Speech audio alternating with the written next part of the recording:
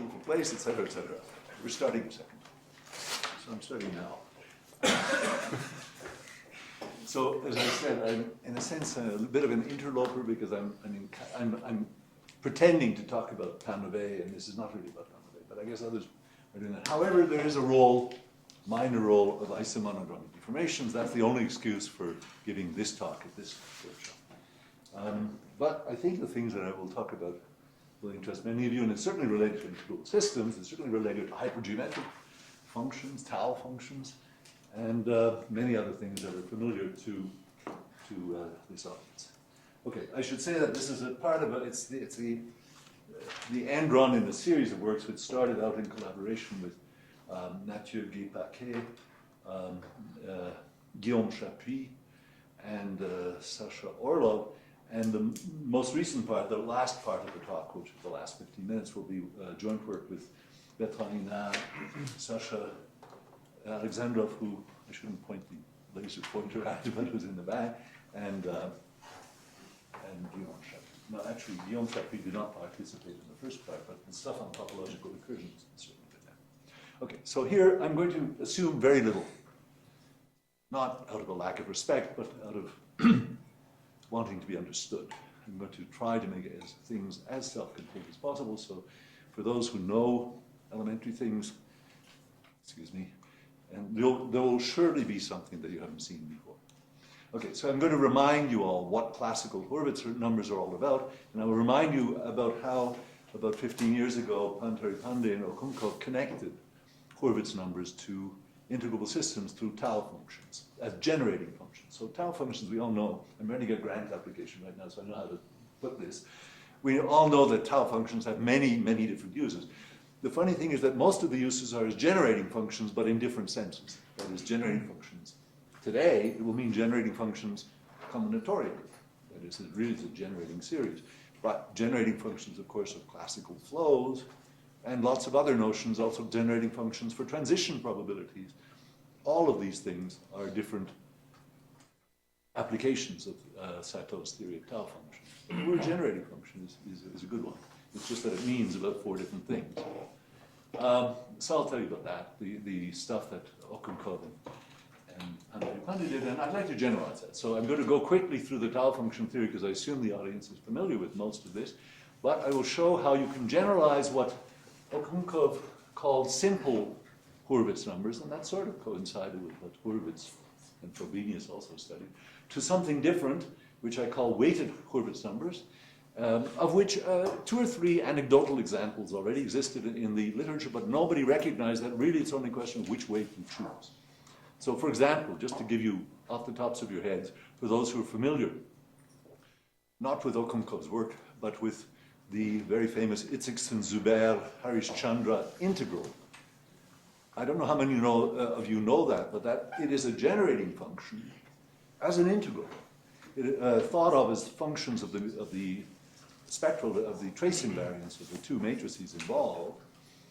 It is a generating function for a certain type of weighted Hurwitz number.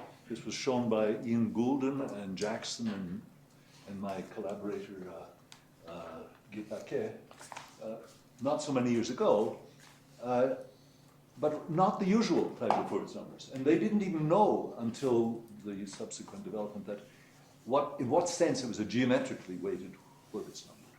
But they did know combinatorially that it was a generating function which counted the number of weakly ordered paths in the Cayley graph of the symmetric group generated by transpositions.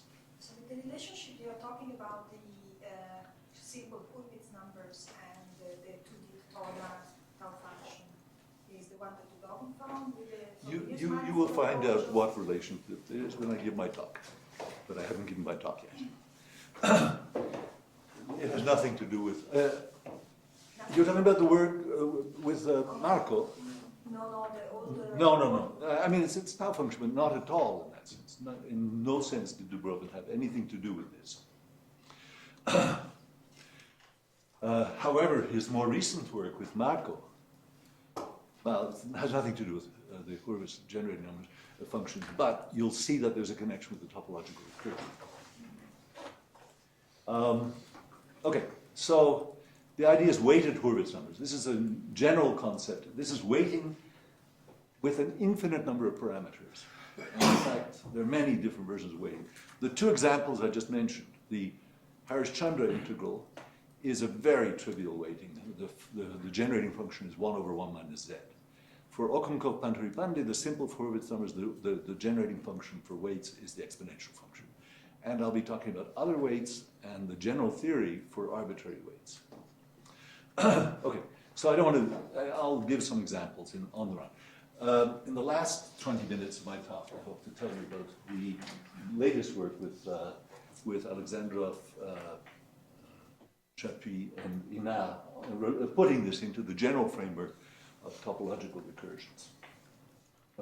So, first of all, what's a Hurwitz number? I said I would make it elementary. Take the symmetric group. You can define Hurwitz numbers for arbitrary finite groups, but let's take only the symmetric group and ask yourself this question. How many ways can I take an element of the symmetric group and factorize it into a product of k factors such that each factor is in some specified conjugacy class? So the conjugacy classes are given by by partition, which give the lengths of the cycles. That's the conjugacy classes. How many ways? That was the combinatorial question. I guess everyone knows what a partition is. Here's a partition 5442. You can think of it as a Venn diagram. And the answer, I mean, that's not how Hurwitz posed it. I'll give the geometrical definition in a moment, but that was the way that Frobenius understood it as a purely combinatorial problem, and the answer is given by a formula. It's the Frobenius character, the Frobenius-Schur formula. It's not the Frobenius character formula that's related to it. The Frobenius-Schur formula tells you this number. In terms of the irreducible characters of the symmetric group, lambda is the irreducible representation, so it plays double duty. The partitions tell you the irreducible representation, and they tell you the conjugacy class.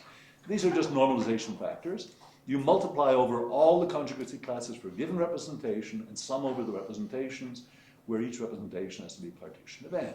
So the partitions add up to n. And the normalization is the hook product formula, which is given by this determinant. And the other normalization is the size of the stabilizer of the conjugacy class, of an element of the conjugacy class, which is a standard combinatorial formula. So that formula tells you what it is. The question is, how can you spit it out of a generating function? Or rather, special cases, because originally the general case was not studied. Only the special case where all, or almost all of those factors are 2 cycles. That's what's called simple Hurwitz numbers. And that's mainly what Hurwitz actually studied. Okay, now here's the geometrical definition, which is closer to what, I mean, it is what Hurwitz originally studied. How many inequivalent branched n-sheeted covers of the Riemann sphere are there with k branch points and ramification profiles of the structure given by the same partition? So in what sense does that mean a branched covering? This. At each point, at each branch point, you have a certain degeneracy of sheets. Here you have 3 sheets, it's a 3-sheeted covering, degenerating to 1 point. So that's related to the partition 3. Here it's 2 and 1, so that's the partition 2 and 1. So generally speaking, one can ask the question, for any ramification structure, how many such branch coverings are with a suitable normalization? Mirabilis dictu, the 2 numbers are the same. Those 2 different things are equal. Actually, it's not so surprising. Anyone who knows monodromy understands why they're related. You take the monodromy representation of the fundamental group of the sphere punctured at the branch points. You go around all of them. That's the identity element, or one of them in its element.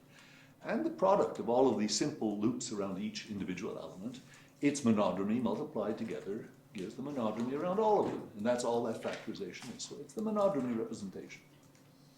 But as Mumford says, in the curves and their Jacobians, you can understand it concretely. I mean, this is, just an existence proof. It's an easy demonstration of why these 2 things are the same. For anyone familiar with monodromy, this is an obvious demonstration. Okay. Particular case. Suppose we only allow simple branching, like square roots. That means that the cycles are all, there's one cycle, it's one couple. So the partition is 2 and all 1s. There's a 2, and then all 1s in the Young diagram. That's what's called simple ramification. Now, somehow that's generic, in a sense that really should be specified. That's generic, and that's what Okounkov and Pandey counted. They wanted to have a generating function only for those values of h where these were the partitions, and here's the specialization of the Frobenius-Schur formula for that case, where this thing is a content sum. You just take your partition of lambda, and you take you put in integers, zeros along the diagonal, ones above the diagonal, -1, and you add those things up. It's going to appear in an exponent, so it actually will be a content product, but this is the content sum. That's the formula. And so that's what Okounkov called CovD. There's a question of connected and non-connected. I'm not going to discuss that, but this is really just for the not necessarily connected. And if you specify 2 of these branch points as anything, and the others as simple branchings, then that's what Okounkov called the double, the simple double Hurwitz numbers. The double means there are 2 specified, let's say at 0 and infinity, you specify branching, and then all the others are just simple branchings. And before that, Pandey did it for single. This turns out to have to do with two tota k tau functions, and this one with kp tau functions of the hypergeometric type. That's the main result. Combinatorially, what this means is the number of d-step paths with no regard to ordering in the Cayley graph of the symmetric group generated by transposition, starting at the conjugacy class mu, ending at the conjugacy class mu. That's the combinatorial mean.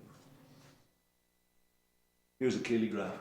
We won't belabor that. It's the Cayley graph for S4, and so we're counting up the number of paths from one point to another according to the conjugacy class. This actually dumps 2 conjugacy classes together. These are single conjugacy classes.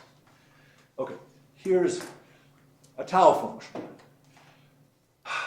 This one is I'm putting in integers, but we only need n equal to 0. This is a modified Kp lattice of tau functions of the hypergeometric type. So here we have Schur functions, here we have the inverse of the Hooke product expression, and we have a thing here, which is related to the formula of content sum that we saw before. It's essentially the exponential of that. You define a content product of the exponential function evaluated at all integers, at the lattice points n plus j minus I. We actually only need n equal to 0. Write this down. It's guaranteed by generalized nonsense that this is the Kp tau function of the hypergeometric type. In fact, this is the definition originally given by my colleague Alexander Orlov and our joint student Schell. But it was studied before in the literature. It's hypergeometric for those who want to know why it's hypergeometric, because it's exactly the specialization of hypergeometric functions of 1 or 2 matrix arguments specialized to the spectral invariance. Here's a 2 tota version where you have double Schur function expansion, the same content product coefficient formed out of the exponential function. This is the important thing, that this is what's going to vary from one case to another. So what's the theorem? The theorem is, well, first of all, this everybody knows. It's the Hirota bilinear relations. I'm not going to explain it to you. That's what defines tau functions. Here, the Kp type, here, the 2 tota type. It's one way to write it, but there are many other ways. Okay, use the Frobenius character formula, which is a change of basis between the Schur functions as symmetric functions to the power sum symmetric function. The coefficients are the characters of this symmetric group. This is the oldest tau function used as a generating function for characters. This is due to Frobenius. If anyone knows of an older application of tau function theory as a generating function, please tell me. But as far as I know, this is the oldest one. It goes back to about 1880. Okay, so use this change of basis formula, where the p-views, of course, are just products of simple power sums over the parts. Change the basis, go to the power sum basis, and sure enough, that tau function is a generating function for exactly what I called the simple single Hurwitz numbers and the simple double Hurwitz numbers. This is Pandey, this is Okounkov. So there you are. That's their paper of 2000. That's his paper of 2000 described to you. But as a special case, sub specia aeternitatis, special case under the view of the eternal. Okay, I don't want to go into this in detail, but we have paths in the Cayley graph, so So it can be interpreted as that, as a sequence of paths with as many parts as the partition, as the weight of the partition. And I just wanted to introduce this because in the weighted version, there's a thing, an invariant for such paths that has to be known that is not generally familiar to non-combinators, called the signature of the path. So please note this for further use. If we have a path in the Cayley graph generated by transposition, and the second element remains stable, that is B1 equals B2, etc., for a certain number of times, count those times, like staircases, count what the size of the staircase is, and make a partition out of those numbers. Call that the signature of the path. So you're taking steps with the second element constant a certain number of times, and the parts of the partition are how many times that is. We're going to use that later on when defining our combinatorial weighted Hurwitz numbers. Now we're going to introduce something that generalizes the exponential. This will be either an infinite power series, either formal or convergent, with zero, or with the zero value 1, or an infinite product.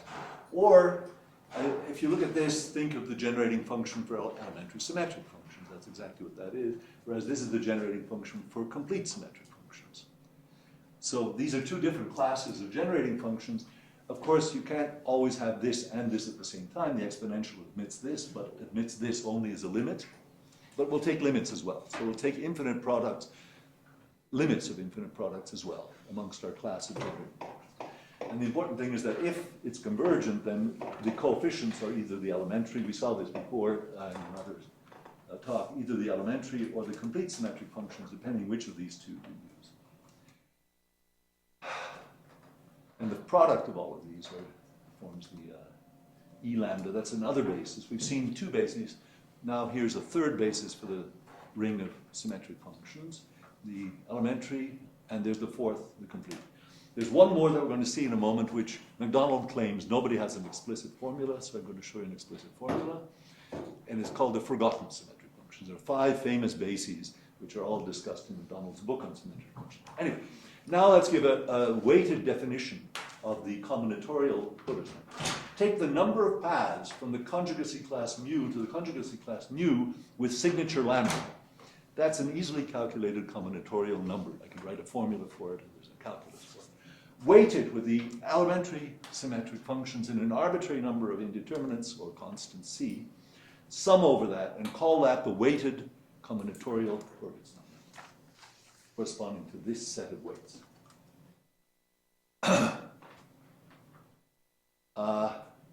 Now I'm going to define for you the tau function that will be the generating function of that. So I'm going to copy Occam code, but for other generating functions. So here's our generating function. We evaluated, there's a small parameter. This will be important later for the topological recursion.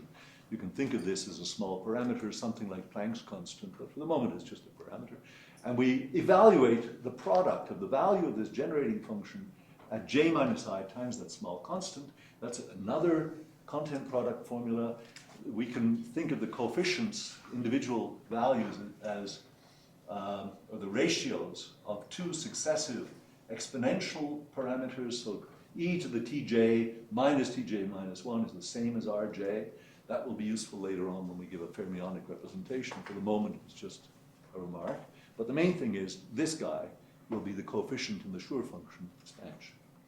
So we write down our Schur function expansion, and it's guaranteed. This is a hypergeometric tau function of the 2-dota type, but at n equals 0. So it's just a double KP. Change the basis for whatever. I'll show you there's more technique to it than just changing the basis. But fact, change the basis from Schur functions to power sum symmetric functions, and sure enough, the coefficient that you get is the weighted Hurwitz number, as I defined it before. That's the first main theorem. Okay, the way to prove this, just for the experts, is to use certain commuting elements of the group algebra, the symmetric group called Jusis-Murphy elements. You can form central elements and hence define the whole representation theory in terms of symmetric invariants formed from these Jusis-Murphy elements. This is a standard technique in combinatorics. And there are 2 standard bases for the group algebra. One is the cycle sum basis, the other is the orthogonal idempotence. Let me just say that for those who are not familiar with it, there is a natural homomorphism, the characteristic map, which takes you, essentially, it's what's underneath Schur-Weyl duality. It relates characters for the symmetric group to the characters for Lie groups. And of course, the Schur function is a character for Lie groups. So the guy that's related to the Schur function is this, a nilpotent eigen. So the center of the group algebra essentially tells you the characters. So the characteristic map, I guess it's due to Schur, or is it Frobenius? The characteristic map takes you from f lambda to the Schur functions. And it takes you from the cycle sum basis to the power sum. So the relationship between C and F is exactly the same as the Frobenius character function. It has its coefficients due to these characters. But the thing is that okay, so I won't go into this. This is just part of the proof. There's a theorem due to juices Murphy that if you form a symmetric invariant out of these juices Murphy elements, which are, I did it rather rapidly, which are sums over successive cycles, A, B, 1B, 2B, 3B, up till B. These all commute, but they're not central. But if you form a symmetric function in them, it is central. And part of the theorem is that any central element in the idempotence in the orthogonal idempotence is diagonal. So you get an eigenvalue, and this is what's going to give rise to the content product formula. This eigenvalue will exactly be the R lambda that I defined. Okay, now I'm not going to go into great details. You take a generating function and you interpret it as a function of the Justice-Murphy elements with some parameter. You multiply it all through, and anyway, corollary to this Justice-Murphy construction is that if you take that generating function, evaluate it not on indeterminates, but on some parameter times the Justice-Murphy elements, you get an eigenvector, and the eigenvalue is exactly that content product formula that I was using before in defining the tau function as a double Schur function series. Okay, so the weighting factor. Okay, I'm not going to go through this. This is just various details of the proof. You can look up the papers in which it's defined. But the main thing is that there is a combinatorial definition, which is what I gave before. Take the number of paths from mu to nu conjugacy class with signature lambda, weighted with E lambda C. And sure enough, you find the equality between that and this. Take as the weighting factor, now this is for the geometrical version, take the weighting factor as the monomial symmetric functions. I forgot to mention those. The monomial symmetric functions are very fundamental in the theory of symmetric functions. They're defined by this formula. You take all powers and you symmetrize over with a k-tuple of elements, and you symmetrize over the symmetric group in k elements, you normalize it, and that's the so-called monomial sum symmetric function. This formula doesn't exactly appear in McDonald, but something equivalent to this is, the only difference is we are symmetrizing over the subscripts, whereas in McDonald's book, you symmetrize over the powers. It's equivalent. But he should have written this down, because then he would have contradicted his statement that there's no explicit representation of the forgotten symmetric functions, because this is it. All you do is to take the strongly ordered selection of I1 to IKs, replace it by a weakly ordered one, and put in a sign, and sure enough, you've got the forgotten symmetric functions. That's not how McDonald defined it. For those who are familiar with symmetric functions, there's an involution which takes E into F, and if you apply that to M, you get F. That's how McDonald defined it. And he said, there's no known formula. Well, here's the formula. If anyone knows McDonald's email, please tell me, because I'd like to send it to him. Now use one or the other. This one corresponds to the numerator generating function, the one that looked like the generating function for elementaries. This one corresponds to the denominator one, if you remember there was one denominator which gave you complete symmetric functions. The only difference between the two is, in this case, we use the monomial symmetric functions as the weighting factors and multiply over all over pure Hurwitz numbers. In this case, we use the forgotten symmetric functions. So the weights, which probably came back very quickly, the weights, these are statistical weights. We're adding up over all Hurwitz numbers and giving a statistical weight which coincides either with the monomial or the forgotten symmetric function.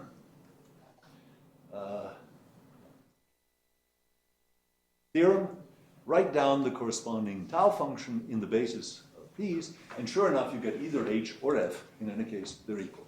This is a totally non-trivial statement that these two, this is weighted paths. This is like a Feynman path integral definition of weighted numbers or expectation value. This is geometrical. You're giving a weight to configurations of branched coverings.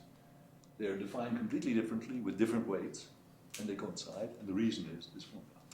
Because you can derive this using the Drusen-Murphy elements, either with H or with F, depending on whether you use the cycle sum basis or the nilpotent, or the orthogonal idempotent basis.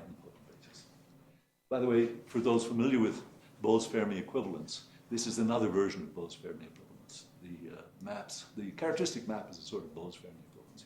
You map symmetric functions to the center of the group algebra for the symmetric group.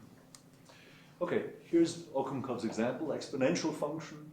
Apply the whole routine, and you find the numbers. Here's the generating function. Sorry, this is the generating function, and you recover Okounkhov's formula. Here's another example which has been studied previously in the literature, the so-called belly curves. Those are curves, those are branch coverings with only 3 non-trivial branch points. And that turns out to have the simplest possible generating function. The ones that pick out the belly curves only and give 0 weight to all other coverings is this, 1 plus 7. Are all these functions on? These functions are rational. This is the weight generating function. Out of this, we get this formula for the content product, and it turns out that what you're doing is you're putting weights on that give a certain weight, a uniform weight to branch coverings with 3 points, and 0 to anything else. So this is a generating function for belly curves. I have it. Is there any way to characterize those among these functions which are rational functions? I'll come back to that at the end. First, I'd like to finish my talk. Here's another one. This is just the dual to the belly curves case. Instead of 1 plus z, you put 1 over 1 minus z. Believe it or not, this is the generating function that generates the Itzikson-Zuber-Harish-Chandra integral. It's as simple as that. When evaluated on the trace invariance, that's what the tau function, generating function, is the Itzikson-Zuber-Harish-Chandra. That was Guépaquet's PhD thesis, amongst other things. So this actually launched the whole ship. When I saw this, I knew one other example which we worked up with of a matrix model with Sasha-Orlov. Okay, there must be a whole family of these things. It can't just be these 2 cases. And there was. Okay, this is mentioned in this transform. So it's in this sense that if you define your 2 sets of flow parameters as trace invariants of a pair of matrices, you write down this integral, which has an explicit evaluation due to Harish-Chandra. That is nothing but the tau function for that case. That's exactly the series. When you develop that in Schur functions, that's exactly what you get. Okay, what they didn't know, what Guépaquet and his thesis supervisor, Ian Goulden and Jackson didn't know, is what is the geometrical interpretation. They knew that it represented a counting of weakly monotonic paths in the K-diagram. They did not know which branched coverings it was enumerating. It turns out that the weakly monotonic paths correspond to signed Hurwitz numbers. You can choose any branchings you like, give uniform weight, but it's a signed weight. It can be plus or minus 1, depending on whether you have an even or an odd number of branch points. And that's what it's counting. So the geometrical definition is that. Okay, now I'm into the end run. I want to get to topological recursion, and for that it's quite useful to bring in fermions. So this is going to be for those who are not familiar with free fermions, this is going to be a lightning introduction or lightning review. But a tau function, if you look up any of the standard references or Sato's original work, a tau function this is already a 2-toda tau function, where there's an integer and 2 sets of flow variables. It can be written as a vacuum expectation value. The n represents the charge of the vacuum. You can forget that and just set it equal to 0. But it's of a product of 3 factors.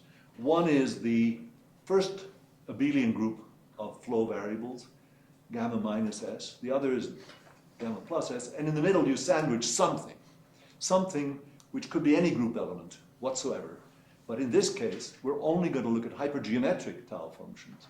And for that case, this is a diagonal element in the group. Now, which group? What I'm talking about is Clifford representations. I'm talking about infinite dimensional general linear group embedded into a spin group of twice infinite dimensions.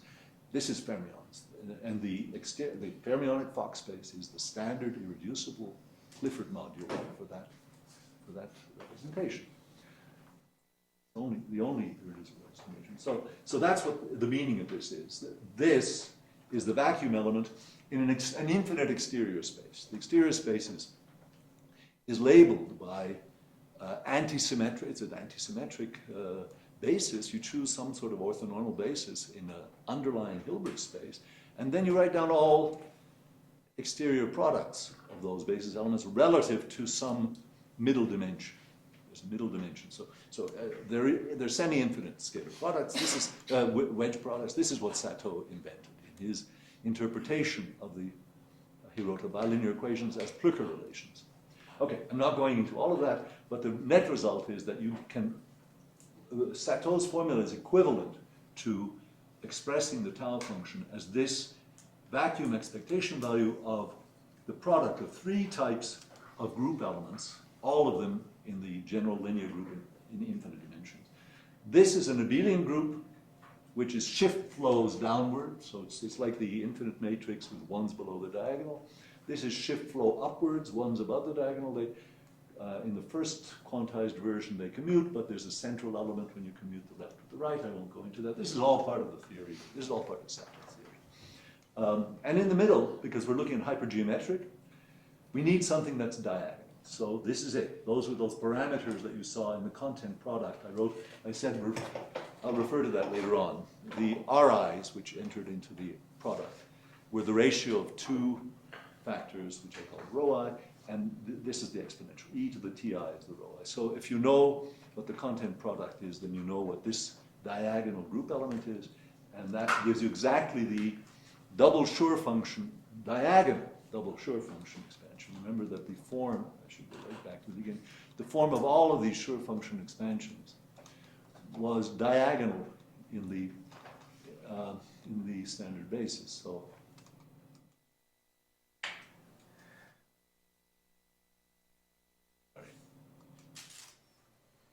here. So in principle, you could have two total tau functions where lambda is there. These two partitions are different. It doesn't have to be diagonal. When it's diagonal, that's the hypergeometric case. That's exactly the hypergeometric case. When it's a double Schur function expansion, it's diagonal. Okay, so that's what enters into the fermionic formula. And now I'd like to get to the results of topological recursion, and I have to do that rather quickly. Here's the tau function. You can look up any standard reference. The Baker function has this fermionic representation. You introduce a Fermi field, and you have to shift the vacuum by one. But basically, you just insert. There's an insertion of a Fermi field, or either a creation or annihilation field, which is the generator of the Fermi creation and annihilation operators. I guess I didn't even mention that. But these are the Clifford relations, the anti-commutativity relations, and the Fourier components of the Fermi field. And the currents, the abelian groups, the currents are bilinears in the Fermi fields. They all commute, and the exponential of this is the shift flows, either upward or downward. So that's what's the meaning of the shift is this. You shift by a certain number of terms, upward or downward. And that's the two factors, gamma plus and gamma minus. And the diagonal element in the standard exterior basis is diagonal, and its values are exactly given by the content product. Now I'm going to go, now we have the Baker function expressed fermionically, the tau function expressed fermionically, and according to the rules I have about 5 more minutes minus questions. Right? 5, you have 6 minutes. I have 6, by that clock I have 7 minutes till the hour, plus 2 minutes, which makes 9. And subtracting 5 is 4. It's not 5. Here we go. These things are an adapted basis. Basically, if you're thinking of dressing transformations, you take the monomials or just the standard orthonormal basis and you dress them with whatever group element you have. And this is the fermionic representation of that adapted basis. There's a dual basis as well. And these things, after a lot of computation and help from people like Sasha Alexandrov and Bertrand and so on, are subject to recursion relations. The relevant operator is the Euler operator, and there's a recursion operator formed from the generating function for these guys. I should say in a moment I'm going to be specializing to generating functions that are only polynomials. That's to get finiteness, but the results are more difficult. Anyway, it turns out that this recursion operator is diagonal with eigenvalue 1 on the functions rho z, whose Fourier components are the rho i's, the things that define the content product. And that it really is a recursion operator either up or down. I think we've changed conventions meanwhile. This is really the dual recursion operator, but don't worry about that. There's a dual version. We now put pluses and minuses on these things. But the main thing is you can generate these guys by applying invertible differential operators of this form. If the G is a polynomial, then this is a finite order differential operator. We can invert it because it starts with 1 and so on. And the Baker function evaluated at t equal to 0 is just the first of these functions corresponding to 1. And now I'm just going to announce this, but the proof of it requires some calculation. This Baker function at t equal to 0 satisfies the so-called quantum spectral curve equation. This could be an infinite sum. If you choose only a finite number of SJs as non-zero, then it's a finite sum. And also, if you look at the definition of the recursion operator, this is a polynomial. If you choose it to be a polynomial, this is a finite order differential operator. So, in fact, for those two assumptions of finiteness, namely that G is a polynomial and that there's a finite number of non-zero S's, this is a first order differential equation for the Baker function, and it's not first order. This is the first order operator, and this is a finite order, essentially the product of those two integers that characterize the size of G and the number of S's. If you think in this Euler operator of ddz as the quantization of y, where y is a canonically conjugate variable to z, and think of it just in terms of functions of two variables, not differential operators, you will find that that's a classical limit. That's a canonical quantization. And you'll find that the corresponding object, the thing corresponding to the quantum spectral curve, is a rational planar model of a genus zero curve. It's a rational curve in which the y has replaced the ddz and the x has replaced, well, 1 over z. Parameterized in terms. So this is the classical spectral curve at t equal to 0. The only relation to monodromy which comes into the isomonodromy in this has monodromy. It's got only polynomial coefficients. So it's actually in this special case, if it's only polynomials, then you only have a singular point of arbitrary order at infinity, and so it's really Stokes phenomenon. But the Kp and the two Kp flow evolution preserve the monodromy of this differential operator. So there is actually something which we can't write down explicitly, but there is a family of quantum spectral curves which represent the isomonodromic deformations under Kp flows of this quantum spectral curve. So it's in that sense that I'm staying within the bounds of the title of this workshop.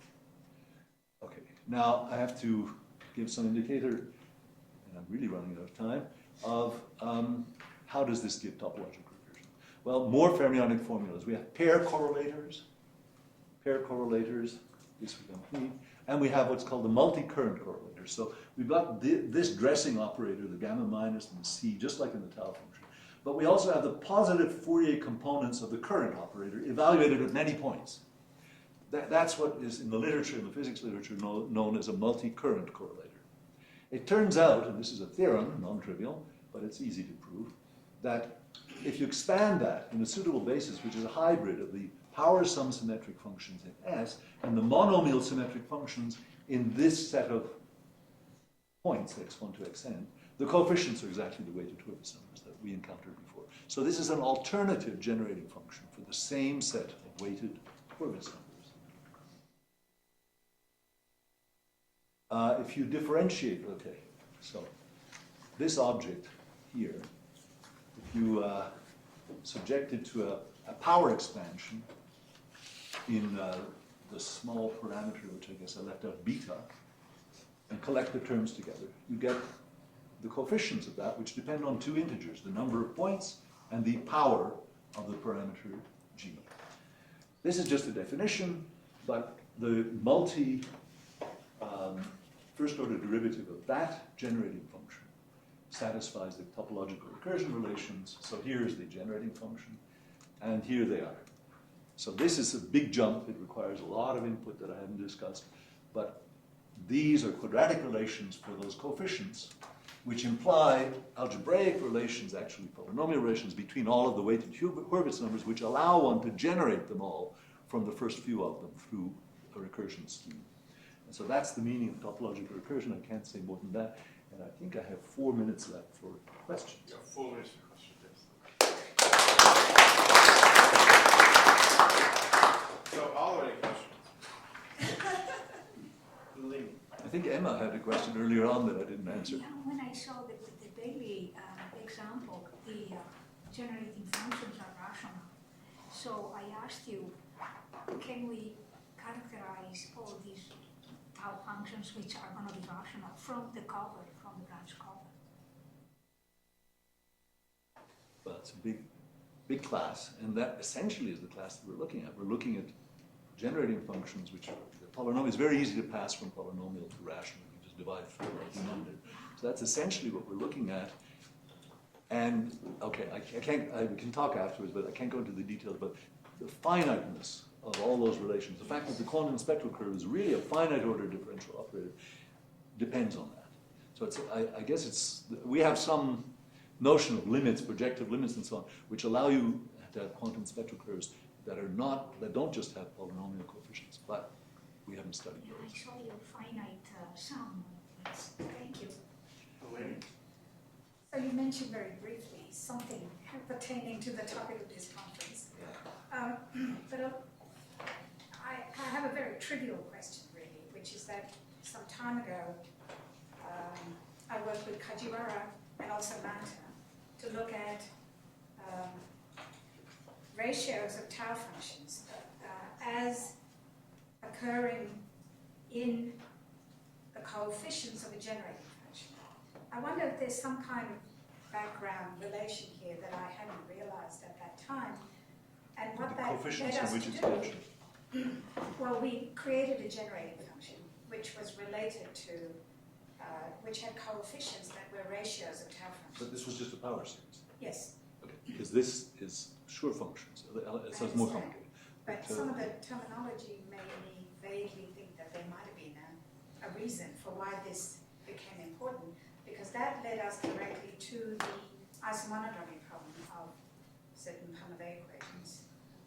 I just wondered whether there was this pathway highlighted somewhere here that would explain that. I can't answer that off the top of my head, but we could talk about it after. I also wanted to come back to Marta's question about what did BIRS do or didn't do.